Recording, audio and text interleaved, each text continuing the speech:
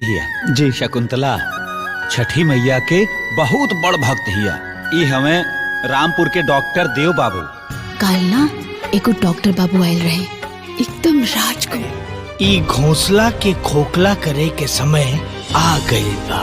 ई घर में बहू रानी ना नौकरानी बन के रहे के पड़ी।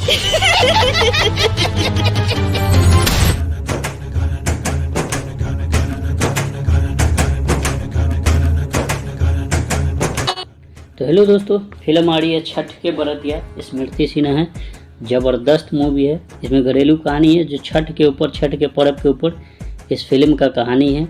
रिलीज होगा 10 नवंबर को। देखने के बाद ही फिल्म के अंदर क्या है नहीं है इसका रिव्यू देंगे। तो मूवी ज़बरदस्त है, छठ के पर्व के ऊपर मूवी बना हुआ है, 1 नंबर मूवी है।